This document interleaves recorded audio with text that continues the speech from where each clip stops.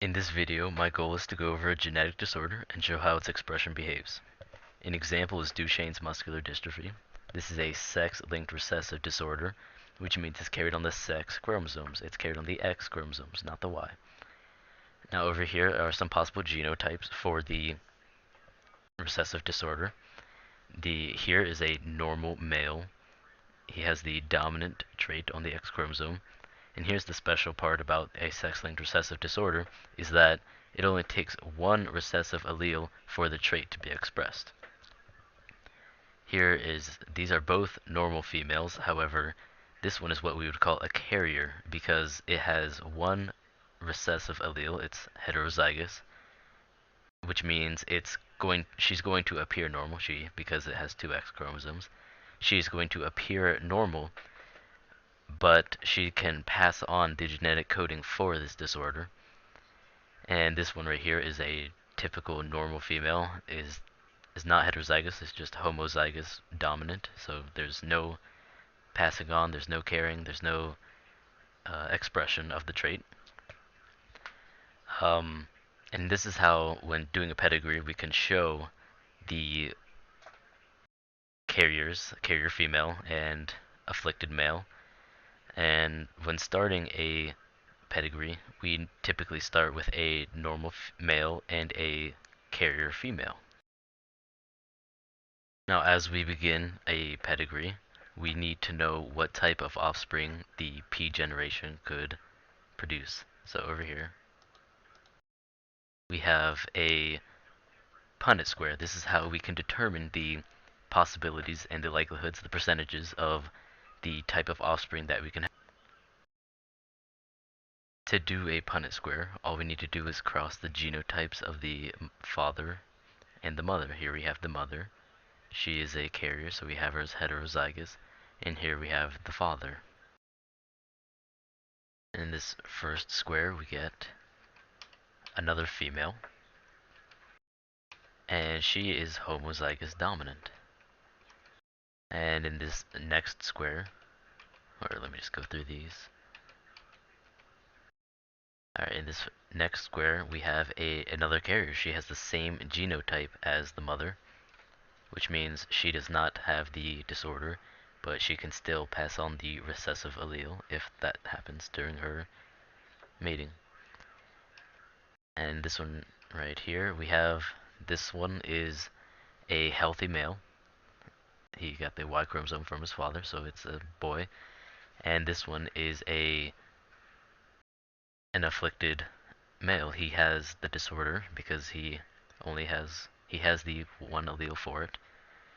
And it's an important thing to note that males cannot be carriers, so they either have it or they don't. Okay, so what does this Punnett square tell us? Why are we even doing this? It shows us that we have a 25% chance to have a carrier.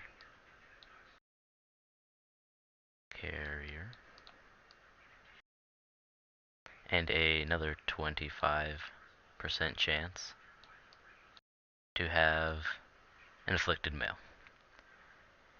Afflicted. Abbreviate here. And with this information, we can move on and begin our pedigree. Okay, so this is the P generation. Let's see, different color here. P generation.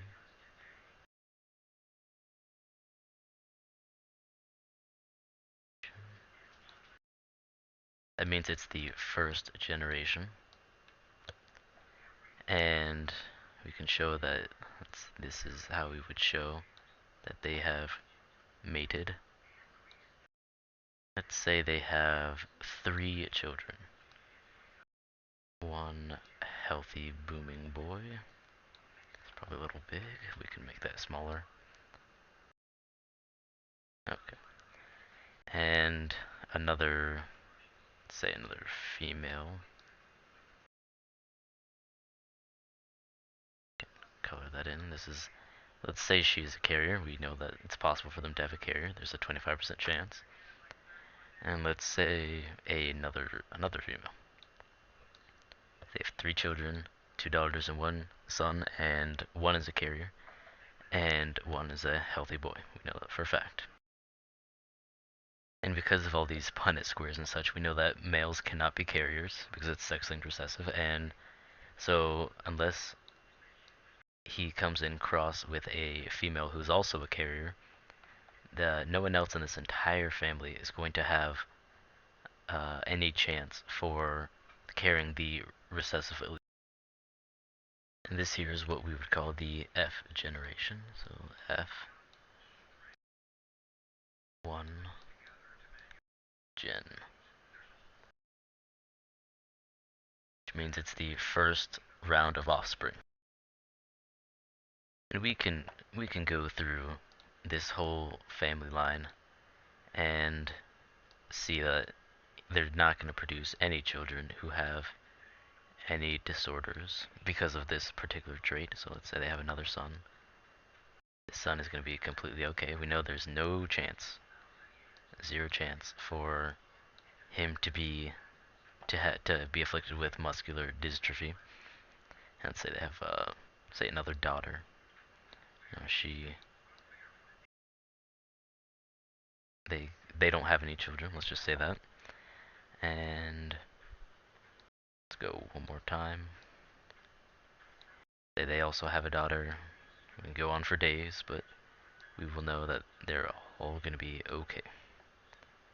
There's another son. Let's say he's just a loner. Okay. So let's say, and this is also the F2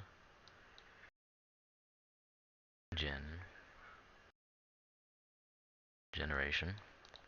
This is the F3 generation. It means it's the third set of offspring.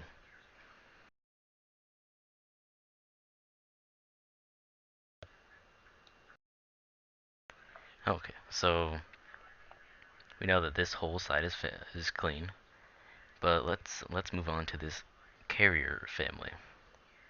They and it's an important distinction here to make is that these lines right here don't necessarily connotate marriage. They connotate relations. May not necessarily be married, but they're having children. Okay, so going forward, let's say they have three children. One male,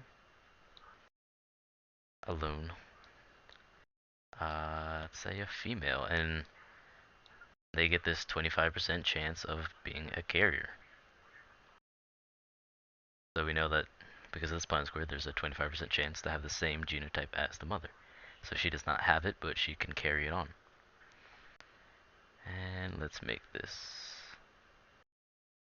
the father. Okay. And another female, let's say. Alone. Okay. And they have 3 children. All 3 boys.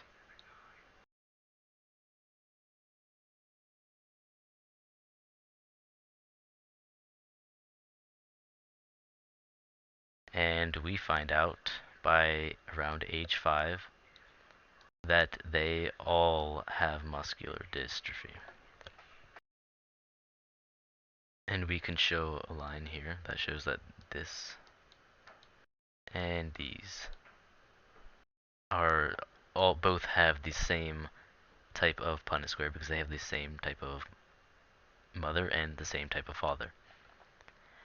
And we can also find percentages. What is the likelihood of this one family having 3 children with muscular dystrophy?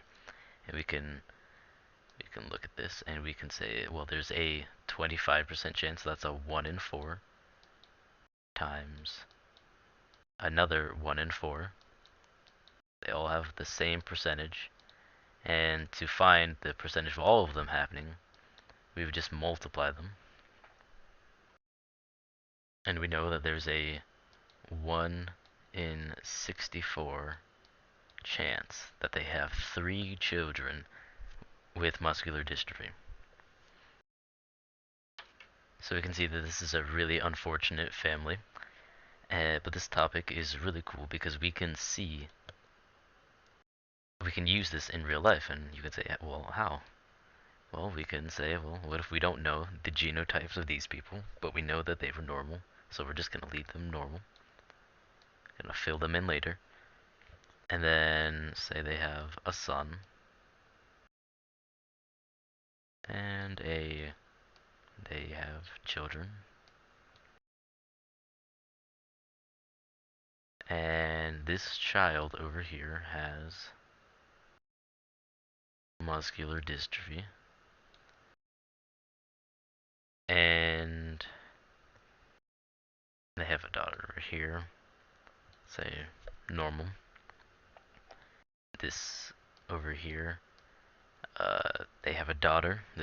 They have a daughter. They know that this is their daughter, and they too have children, and they have a son, and a third daughter, who also has relations, not necessarily marriage, but relations, and they have a son with muscular dystrophy, and a daughter who is normal. Okay, so how is this useful? So if we know that this son has muscular dystrophy, then we know for certain that this lady she's a carrier. Then what does that mean about her? Is that she is also a carrier. The mother of this mother is also a carrier. But what about this guy over here? How does he have it? We know that men cannot be carriers. That must mean that the person who is not a part of this family, who's not from these great great grandparents over here, this is a female introduced to the family, she happened to be a carrier. So we know that it didn't come from them, even though it could have, as we see over here, but it didn't. So, but what if also this female, she had muscular dystrophy? Well, we know that this guy would also have he would have to have muscular dystrophy, but that's impossible. So we know that those things don't happen, and they rarely occur because men with muscular dystrophy, they typically don't live long enough to reproduce. And again, we know that's not possible because we can show that this is still from the same Punnett square as is this one. They have 0% chance to have a female with muscular dystrophy. And lastly, we can see how Duchenne's muscular dystrophy can compare to other uh, sex-linked recessive disorders. Uh, as we pointed out, that she could not have, uh, she couldn't be afflicted with it because that would mean the father would have to be afflicted with it, and he most likely wouldn't live long enough to reproduce. But say this was something like color blindness, and she happened to have it, then yes, the father would have to be colorblind. We would know that, and there would be we could show another Punnett square, and we would know that there's a huge chance actually that their children would have color blindness. This Punnett square would look something like this. Say to have the father here, so and we'd have lowercase d. This is the recessive trait, the y, and the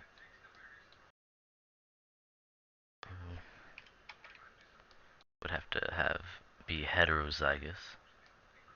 We could show just briefly, real quickly, that this would be the 25% chance for the colorblind female, and of course the sun's. A This would be a colorblind sun, and this would be a normal sun. But again, this is something that is much more grisly than something like colorblind, and this would most likely not happen. So I hope you enjoyed and found this video useful.